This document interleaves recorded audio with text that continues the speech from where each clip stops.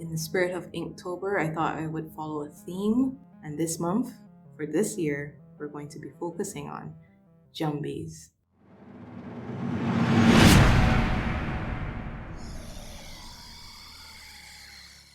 A jumbie, in Caribbean folklore, is a mythological spirit or demon. There are many different types of jumbies, but they typically arise from the spirits of evil people. On my island of Barbados, jumbies are also known as duppies.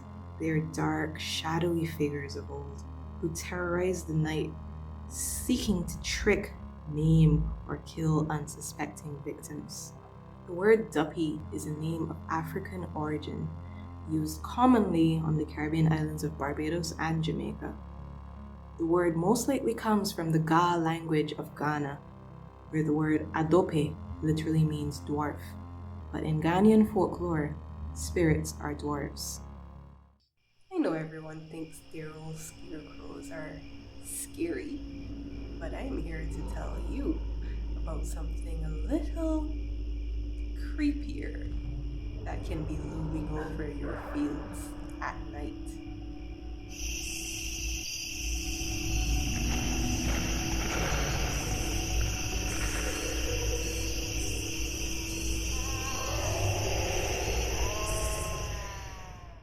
The Moongazer, or spectre, is a spirit that only appears on full moon nights.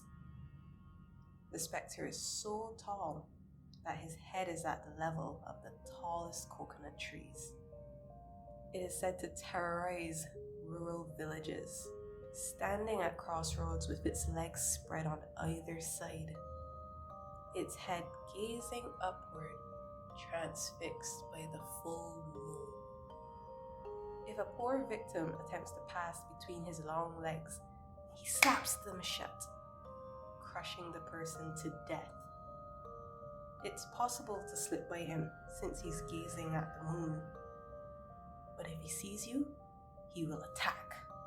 The only warning being a shrill whistling sound said to send shivers down the spine. It's the last thing you'll hear before it sucks your brains out. It's impossible to outrun him because of his long stride. The Moongazer is a mysterious spectre, said to take several forms. It's been described as an unusually tall man, sometimes pale or dark. Sometimes it's invisible, and only its shadow can be seen. And when it disappears, a thick fog is said to linger in the spot it last stood. After a long week stacking blocks, David was happy to have some time off to relax on the weekend. During steady jobs, construction paid well, but man was it backbreaking work. After a night out on the town with friends and way too much to drink, David stumbled home under the brilliant moon. His friend had dropped him off from the city, but he knew he lived in a pretty rural area. The roads in his district were barely paved. It was best to save his friend the trouble and spare his poor vehicle, even though he'd have a 30-minute walk to get home. Still feeling the buzz of his drinks heavily, he lurched home, humming the tunes of the music he'd danced to an hour before. The night was still, and there was a slight chill in the air even though it was summer.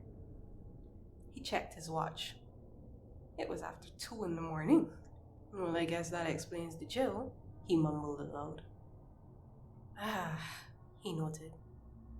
Halfway there.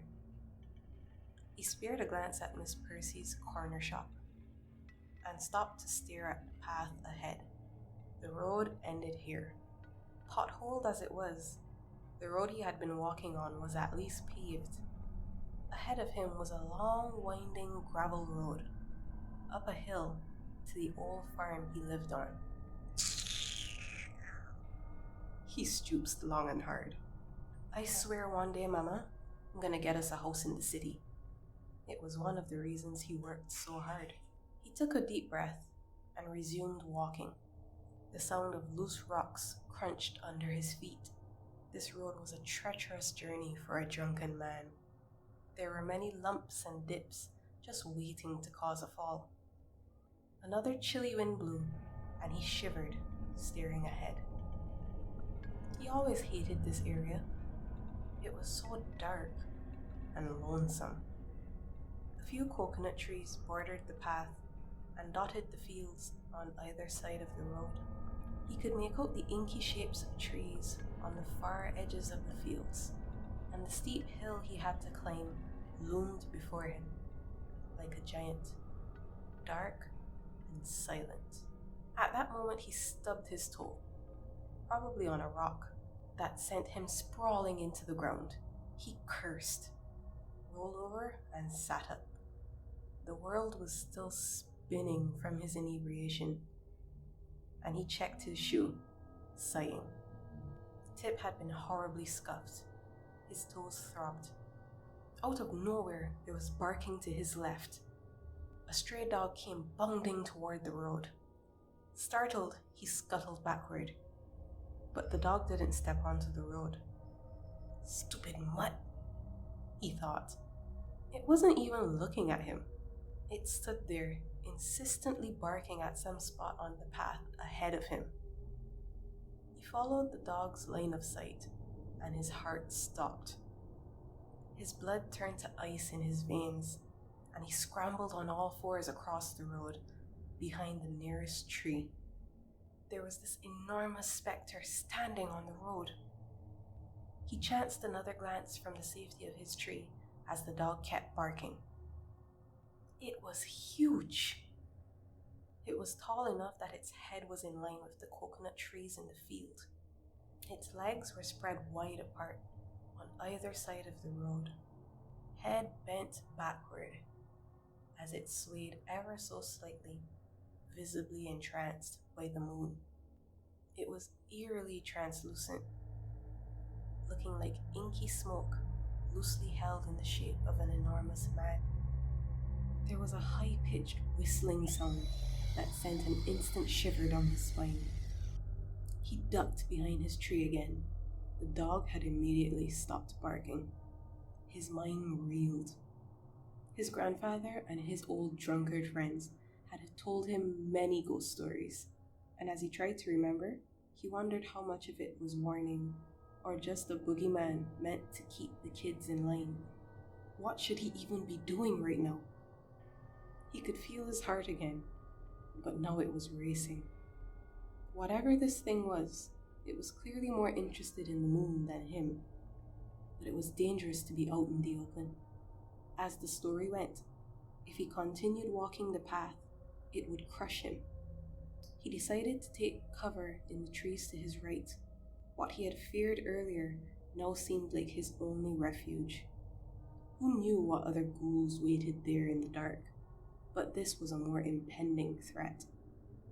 Please God, please God, please God, please God, please God, he chanted in his head as he booked a hasty retreat toward the trees. He walked briskly, afraid to sprint lest he make any noise. The figure was a good 30 feet behind him, while the inky trees seemed so close. He could make it if he just kept praying. I swear I'll never drink or stay out late again. Oh please, oh please, oh please. But the shrill whistling sound came again, and it was so much closer this time. He chanced a glance back and gazed straight into terror. The Moongazer was right upon him, its dark face trained in his direction, dark pits for eyes bore into his soul. He turned his back and sprinted across the field, as his own shadow was engulfed in the shadow of a large hand.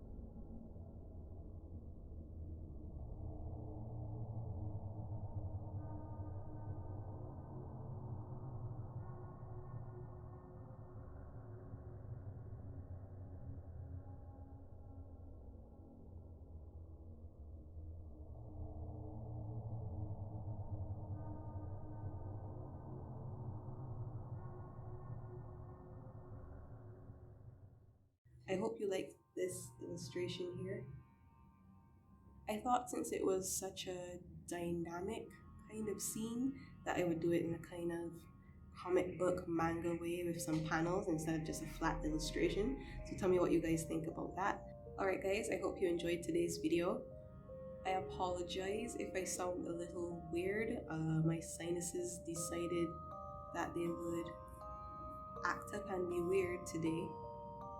So if I sound a little stuffy or nasally, it's that. I'm sorry. I had a lot of fun writing this one and also terrified myself, to be quite honest. I ended up with really sweaty palms by the time I was finished writing because it's like one of my biggest fears, dark, lonely places at night, which makes it extra dark and scary. Anyhow, and I went with scarecrow makeup for this one because creepy things that live in fields, American version. I don't really think scarecrows are a big thing in the Caribbean, to be quite honest. Our birds are afraid of plastic bags. But this is a scary Caribbean monster that appears in fields, and this is a scary general monster that appears in fields. So I hope you guys enjoyed this video. If you really liked it, hit that like button and subscribe. I'm going to be doing this for the rest of October and maybe some future story times. I'm not too sure what the plan will be going forward, but if you're interested in seeing what else I create, subscribe and stick around to see what else I do, and I look forward to seeing you guys next week. Bye.